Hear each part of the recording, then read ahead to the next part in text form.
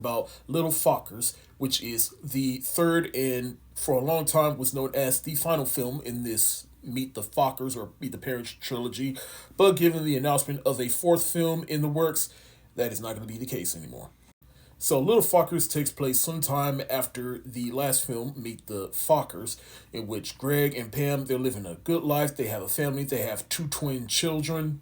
Their in-laws are coming in town for the twins' birthday, but while all this is going on, Jack Burns is up to his usual BS again and just observing everything Greg is doing on how to raise his family, his marriage to his daughter, how he's raising his kids, and how he is as a man trying to basically lift this family up.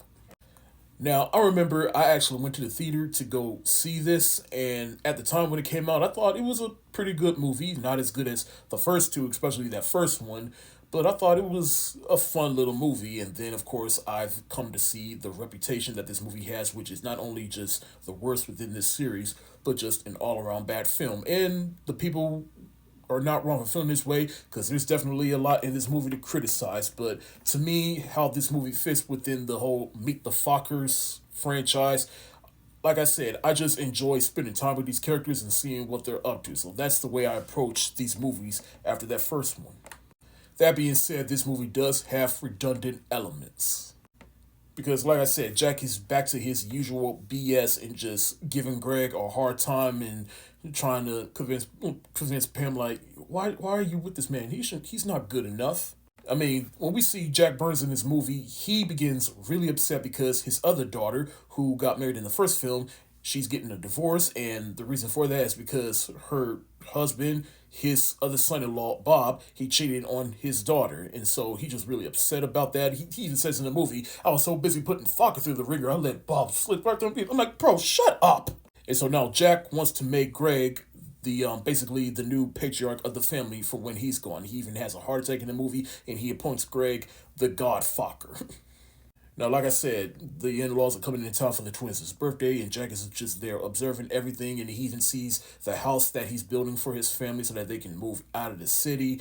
And then he even get a taste of Greg's professional life, and then he comes across Andy Garcia, not the actor, but a character played by Jessica Alba.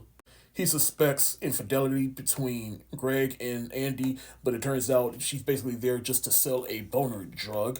And so he even decides to give out a speech endorsing the drug, and he uses his father-in-law Jack as an example as someone who would need a drug like that, which is hilarious, and I'll get back to that in the end. Greg is even reunited with Bob, and Bob basically talks about like how much he hated being under the eye of Jack and basically trying to call him the Bob father and basically blaming Jack for the downfall of their marriage. And Greg can emphasize, I'm like, if I was y'all two, I would have started like a basically a group therapy session between you two about what it's like being part of the Burns family. But then this is followed up with even more sex and boner jokes. Jack, he tries the drug that Greg is selling around, and he has a boner that just won't go down, and so now Greg has to give him some type of injection to make it go down, and then his son catches this, and so now his son is traumatized. Cut to the next scene, they're checking out the school that Greg wants to get his kids into, and then he's just observing his kids like one twin is more smarter than the other one, and Jack gives Greg a hard time about that, and then of course the big third act blow up where everybody's mad at each other, and Owen Wilson is in this movie for some reason, especially since he was the ex boyfriend or ex fiance of Pam. So it's just like, again, why are you here? I didn't even mention Greg's parents. They don't even come in. Well, they're mentioned throughout the movie, but they really don't come into the movie until the very end. Barbara Streisand returned as Roz Fokker, and then Dustin Hoffman returns as I forgot his name in these movies, but Father Fokker. But basically, Roz, she has her own sex show, and then Dustin Hoffman's character, he's going through menopause, which is basically midlife crisis for us guys. There's something that they alluded to between something rocky between their marriage, but they all work it out in the end. But anyway, so Greg, he goes off, and Andy gets the wrong idea about the things, but of course Greg, being a good man, he doesn't want anything to do with Andy, and so he's stuck at the house, and then wakes up the next morning. Dustin Hoffman's character comes and picks him up, and they take him to the party, which is at Kevin's house, Owen Wilson's character.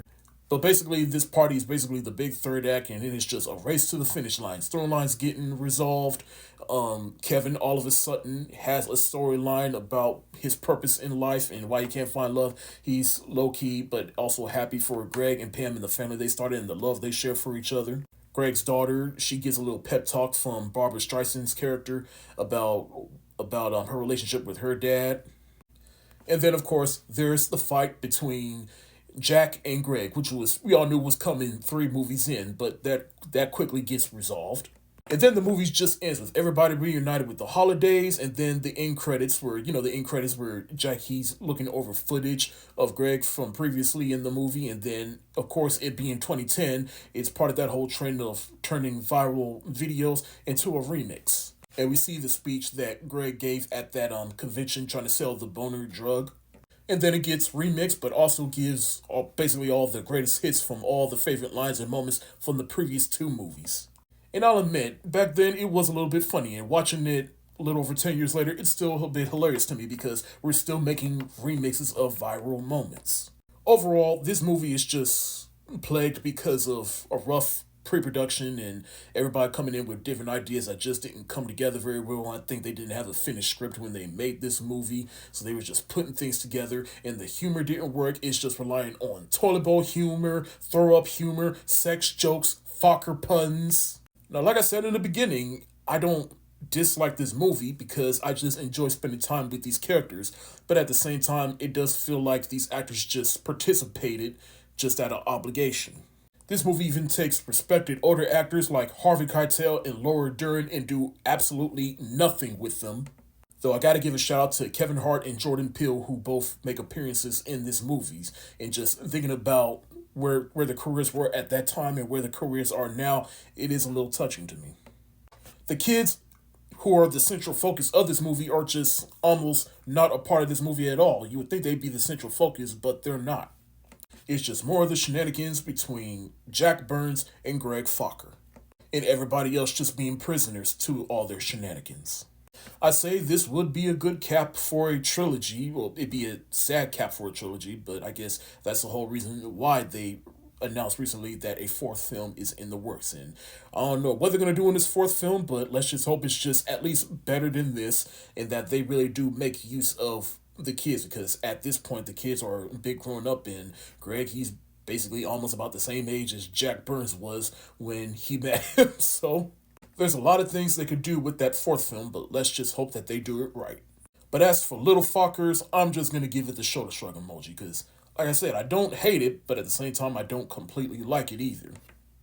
That's it for the day. Thank y'all so much for watching. Have you seen Little Fockers? If so, let me know what you think in the comment section below. This is your boy Thankful B of the Lassiter Factor. Stay safe, wash your hands, peace.